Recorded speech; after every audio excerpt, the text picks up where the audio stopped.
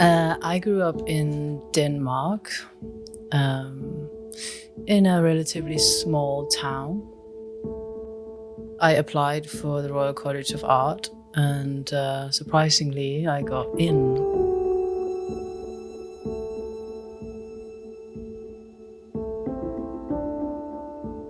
I don't think you can create impactful art if you don't have your toolkit, so to speak, in place first, whether that be drawing or understanding a certain material.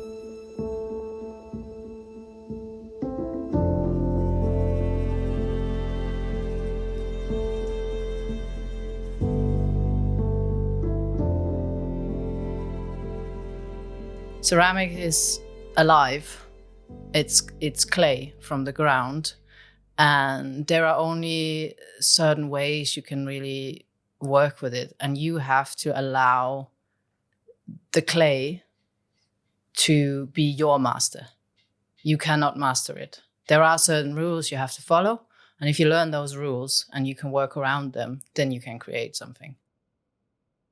There are certain stages of drying, for example, and when the clay reaches what we call a leather hard state, that's where you need to make sure that now you're doing the last altercations, because after that, you can't do anything. Then the clay will simply break.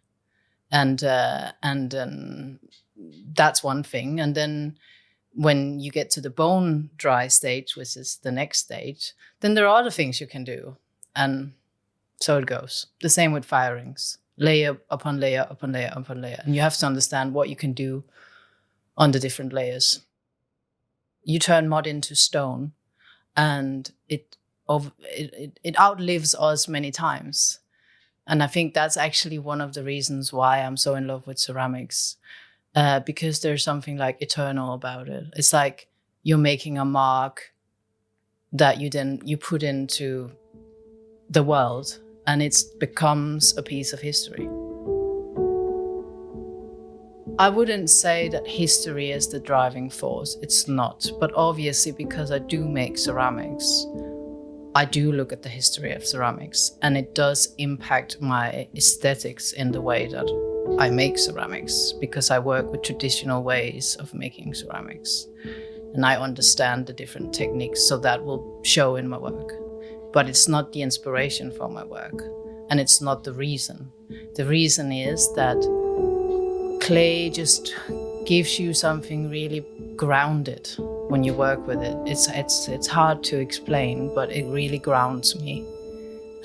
Clay is heavy, and you really have to be in your body to make that process. Then when I do the painting process, it's much different. So I get both. But that's why.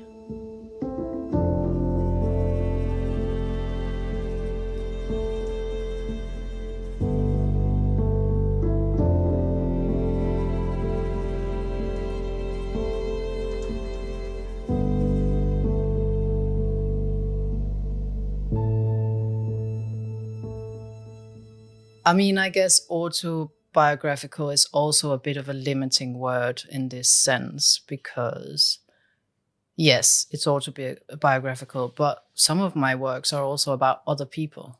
They are like tributes to people I've been close to in my life and who have impacted me, and it's about them and their lives and the meaning they have to me and how I understand them. So that has really nothing to do with me. And a lot of it is also more to do with humanity, human behavior, and psychology as a whole. Obviously, again, I couldn't say that then I'm completely objective, because I'm not. It's coming through the filter of my mind. So obviously there's going to be some of me in it. But it's not really telling stories about myself. There is a sense and a big element of undeliberateness in everything that I do, because, as we just talked about before, I don't plan. I have this database almost of symbolism and meaning that I've collected. And when I sit down and start my making process, something comes out. When I look back, when I finished a piece of work, I can see what it's about. So I can't tell you exactly why, but I think it's to do with the subconscious element. So I would say that I create from a part of myself that's not fully conscious. When I start creating, I tap into my unconscious. It is, it's, I don't really like to express it that way, because I feel like I don't want to express it as being like almost like a meditation or something spiritual, because I don't see it that way. I just see it as I tap into another part of myself, what Jung called the collective unconscious, where we are, and that explains like a lot of culture where we see the same archetypes and we see the same myths, and they're kind of about the same thing, but they don't look entirely the same. And that's where I think I go, and then I find something and I express it.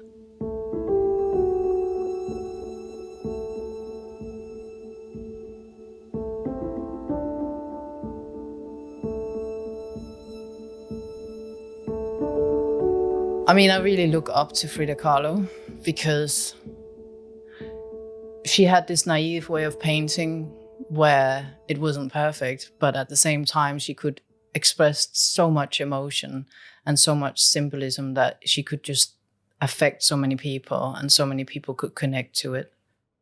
I get these down periods sometimes. I think every artist maybe gets them, where you're wondering, why are you actually doing this? Is it even important? Like, shouldn't you be, I don't know, helping other people somewhere? But what people who know me tend to say to me and remind me is that, just imagine the world if all artists gave up and did something else. They would be quite dull and grey. So I guess it's important for that reason, and we need people who can step out of the boundaries of what is right or correct, who can challenge and who can be a bit colorful and weird. I think we need that, although we may not feel it's that important, because I sometimes feel like I'm just sitting here playing around with this clay, but yeah.